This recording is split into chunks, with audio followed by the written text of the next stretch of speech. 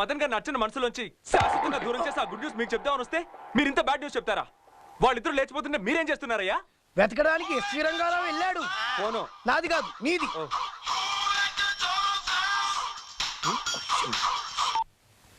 Hello Ravi. Hello uncle. Archana నీతో పెళ్లికి okay అందయ్యా. Thank you uncle, thank you. ఒకసారి మీ పేరెంట్స్ ని తీసుకుని మా ఇంటికి వచ్చావనుకో, అన్ని ఫార్మాలిటీస్ మాట్లాడుకోవచ్చు, అలాగే తాంబూలాలు కూడా మార్చుకోవచ్చు. అలాగే అంకుల్, తప్పకుండా వస్తాం. Bye uncle. చూసారా, అర్చన నాతో పెళ్లికి ఒప్పుకుంది. అయితే నా వాట నాకు ఇచ్చేస్తావుగా? Yeah sure. థాంక్స్. మీరేంటి సార్ ఇలా వచ్చారు? ఎస్వి రంగారావు అనే వ్యక్తి తన పెళ్ళాం ఎవరితోనో లేచిపోయిందని కంప్లైంట్ ఇచ్చాడు. ఎంక్వైరీ చేద్దామని వచ్చాం. పోలీస్ కంప్లైంట్ కూడా ఇచ్చాడేంటి?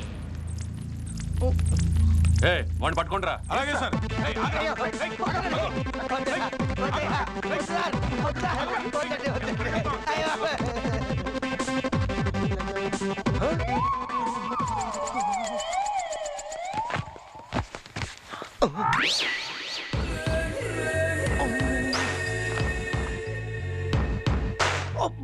వీడి ఫోటో ఎక్కడ ఉందేంటి? మా డ్రైవర్ సార్. ఈ డ్రైవర్ అంటే వీడు పెద్ద స్మగ్లర్. మొత్తం తెలిసిపోయింది. వీడికి డ్రైవర్. అవునా? అవును. ఎందుకు నాకు చెప్పలేదు సార్? దీని గురించి నాకేం తెలియదు సార్. మేమందరం హైదరాబాద్ నుంచి గెస్ట్లుగా వచ్చాం. You shut up. మొత్తం అందరం అరెస్ట్ చేసి తీసుకురండి. ఆ కామరాజు గారిని నేను చంపేంత వరకు నా గ్యాంగ్ లో నువ్వు ఎవరిని అరెస్ట్ చేయలేవు. ఇంతకీ కామరాజ్ ఎవడో? సార్, వీడు దుబాయ్ డాన్ లో ఉన్నాడు. కామరాజ్ అంటే వీడికి ఆపోజిట్ డాన్ అయి ఉంటాడు. గన్ను కింద పడేయ్. కళ్ళు మూసుకోండి. కళ్ళు మూయ్. మూయిరా. నేను కళ్ళు తెరవమని చెప్పేంత వరకు ఎవరైనా కళ్ళు తెరిచారో మీ ఎస్ఐని పిట్టని కాల్చినట్టు కాల్చి పడేస్తాను. ఓకే, ఎవ్వరూ కళ్ళు తెరవద్దు. బాస్ చూసారా, ఇల్లంతా పోలీసులు. ఈ అళగా జనని ఇంట్లో పెట్టుకోదంటే నా మాట విన్నారా?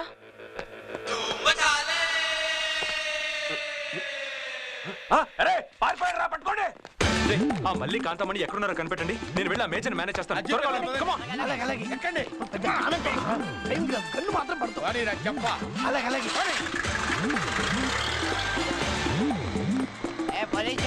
చెప్పాలా? ఈ గొడవ సర్దుమనేదాకా నేను దుబాయ్ వెళ్ళిపోతాను, నువ్వు హైదరాబాద్ వెళ్ళిపో. మరి నా చోటా సీను? ఆడు పోలీసులు నాలుగు కుమించుకొని ఆడే వస్తాడు. ఈ రోజు మా అమ్మాయిని చూసుకోవడానికి పిల్లలు వస్తున్నారు. తాంబూలాలు కూడా మార్చుకోవాలనుకుంటున్నాం.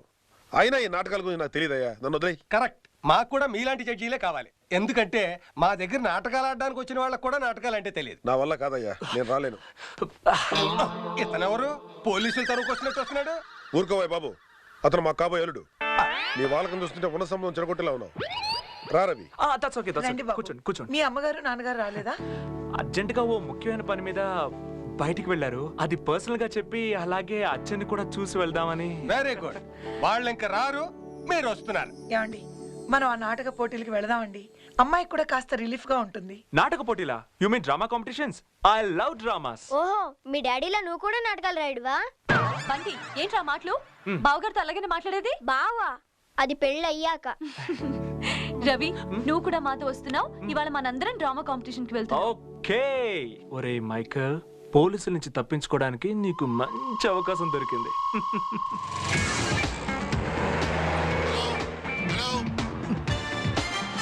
అలా హలో, కంట్రోల్ రూమ్ ఓవర్. ఎత్తుకెళ్ళింది ఎవరో కాదు, మేమే. ఇది ఇంకా మర్యాదగా లొంగిపోండి. హలో, నువ్వు ఇప్పటికే చాలా ఓవర్ గా మాట్లాడావు. మేడ్ ఇన్ ఓవర్ పెట్టే. ఎలా ఇచ్చారండి? సూపర్.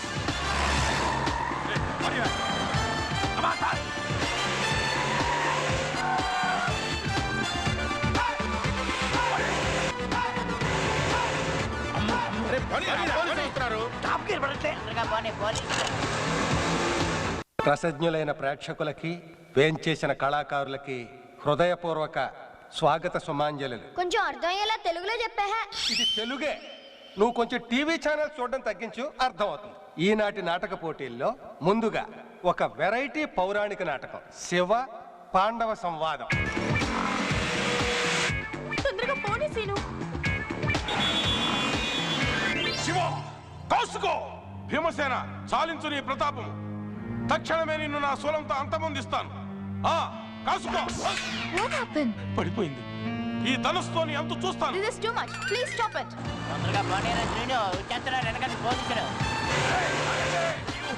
పనిరా పని. నువ్వు మాట్లాడక టెన్షన్తో చచ్చిపోతున్నా. తొందరగా పోలీసు.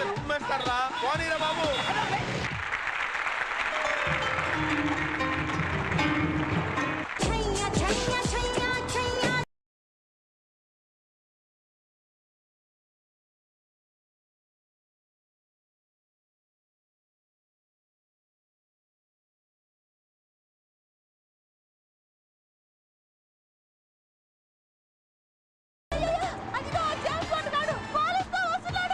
ఇప్పుడు ఎలాగైనా వీళ్ళ నుంచి తప్పించుకోవాలి. నువ్వు గాబరపడిపోయాడు.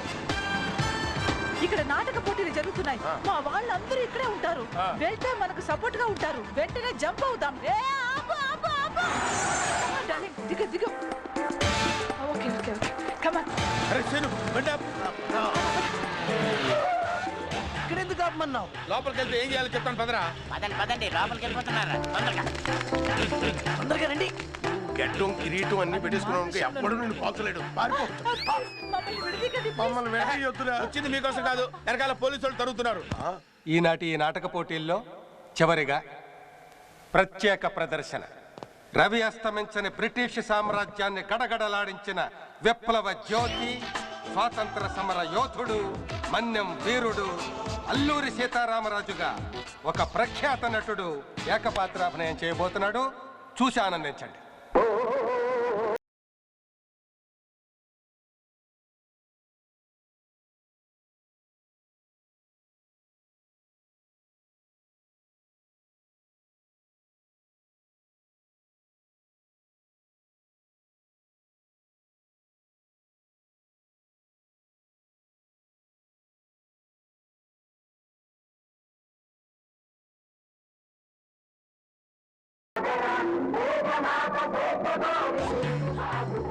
మీరంతా ఇక్కడ ఉన్నారా?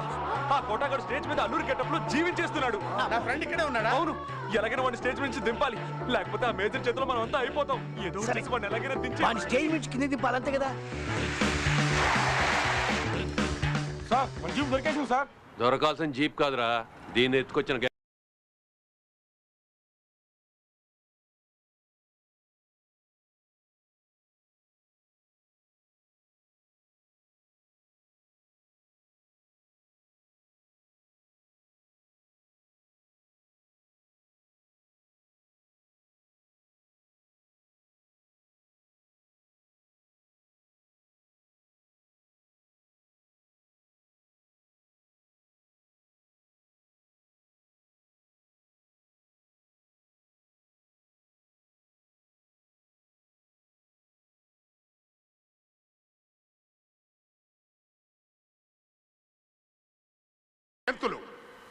బ్రిటిష్ వారిని మన దేశం నుంచి తరిమి కొట్టేంత వరకు బంధుత్వాలకి బంధాలకి నేను దూరంగా ఉన్నట్టే.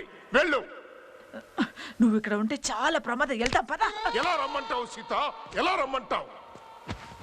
ఎండకు ఎండి వానకు తడిసి అరపూట అన్నానికి నోచుకొని నిర్భాగ్యులు నా ప్రజలు.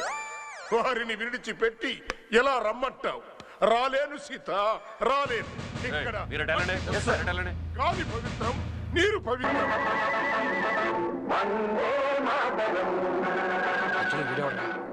ఈడే జూలీ మొగుడు మైకేల్ గడికి బాగా రూదర్ఫర్డ్, నన్ను నా అనుచరుల్ని చంపాలని చూస్తున్నావా? అసంభవం. నేను రూదర్ఫర్డ్. ఇండియా వచ్చి ఎండలో తిరిగి నల్ల తొండలా మారిపోయినంత మాత్రాన గుర్తుపట్టలేననుకున్నావా? నల్ల కుక్క. రూదర్ఫర్డ్, ఒక్క అల్లూరి సీతారామరాజు చచ్చిపోతే లక్షల మంది అల్లూరి సీతారామరాజు ఉద్భవిస్తారు. అల్లూరి సీతారామరాజు ఒక వ్యక్తి కాదు, సామూహిక శక్తి. ప్రజలు నా డార్లింగ్ నే లేపుకొస్తావురా?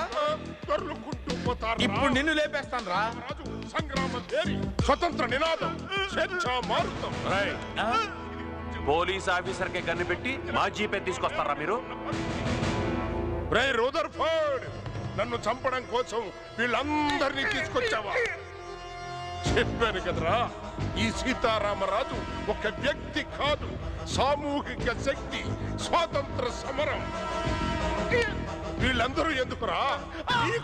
నీకు దమ్ముంటే నన్ను కాల్చరా, కాల్చరా, కాల్చు. వందే మాతరం, వందే మాతరం, వందే మాతరం.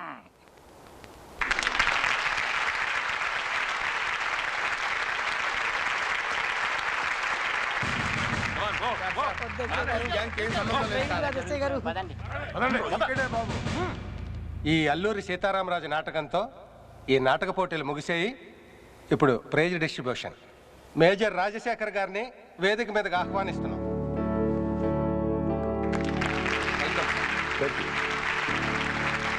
ఈ నాటక పోటీల్ని స్పాన్సర్ చేసిన మదన్ గారిని వేదిక మీదకి ఆహ్వానిస్తున్నాం. ఈయన సహకారంతో ఈ కార్యక్రమాలు ఎంత దిగ్విజయం అయ్యాయి కాబట్టి గట్టిగా అందరూ కరతాళ ధ్వనులు చేయవలసిందిగా కోరుతున్నాం. వెల్కమ్ మదన్ గారు. సభకు నమస్కారం. ఎన్నాళ్ళు నేను ఎన్నో వేషాలు వేశాను, కానీ ఏనాడు ఎద వేషాలు వేయలేదు. ఇప్పటి వరకు ఒక తండ్రి పాత్ర పోషిస్తున్నాను అనుకున్నానే కానీ ఒక ఆడపిల్ల తండ్రికి అన్యాయం చేస్తున్నాన్న సంగతి ఈ మదన్ చెప్పిన తర్వాతే తెలిసింది. అయ్యా మేజర్ గారు, నేను కోటీశ్వరుని కాదు, నాది అమెరికాను కాదు, ఓ ఫోటో స్టూడియో ఓనర్. మీ ఆస్తి కాజేయడం కోసం ఆ మైకేల్ గారు ఆడించే నాటకం ఇదంతా. మిమ్మల్ని ఇబ్బంది పెట్టినందుకు నన్ను క్షమించమని సభాపూర్వకంగా వేడుకుంటున్నాను. It's okay. అర్చన, నా మనసులో ప్రేమను బయట పెట్టడానికి మా బావ చేసిన చిన్న పొరపాటుని అడ్వాంటేజ్గా తీసుకుని ఈ రవి అనే మైకేల్ గాడు నిన్ను పెళ్లి చేసుకుని మీ ఆస్తి కాజేయాలని ప్లాన్ చేశాడు. రోజీకి నాకు ఎలాంటి సంబంధం లేదని నేను చెప్తే నువ్వు నమ్మవు కాబట్టి నేను ఈ నాటకం ఆడాను. ప్రేమ అంటే ఏంటో, దాని ఫీలింగ్స్ ఎలా ఉంటాయో తెలియని నాకు నీ పరిచయంతోనే ప్రేమ విలువ తెలిసింది. అర్చన, నువ్వు నన్ను ప్రేమించకపోయినా పర్వాలేదు, వీడి చేతిలో నీ జీవితం నాశనం కాకూడదని ఇదంతా చేశాను. నువ్వు నా బెస్ట్ ఫ్రెండ్గా మిగిలిపోతే నాకంతే చాలు.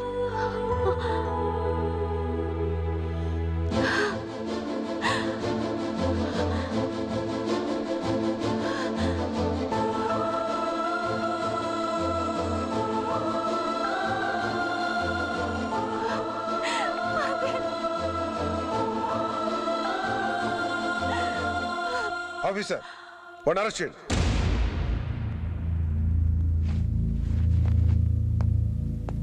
ఆగండి ఇన్స్పెక్టర్. ఒక రకంగా నా లవ్ సక్సెస్ అవ్వడానికి కారణం అతను కూడా. దయచేసి ఈ ఒకసారికి ఎక్స్క్యూజ్ చేయండి ప్లీజ్.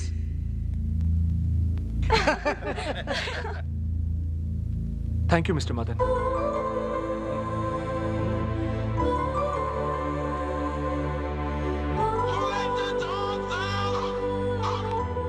లో మ్యాటరా కమింగ్. ఏ ఆగండి, మా బావగారి మ్యాటర్ తెలితే సరిపోద్దేటి, నా మ్యాటర్ తేలద్దా? అవును, ఇందాక ఆడెవడో వచ్చి నాకు గన్న పెట్టాడు, నేను డార్లింగ్ అంటున్నాడు. ఇంతకీ ఎవడాడు చెప్పు, ఎవడాడు? నా హస్బెండ్.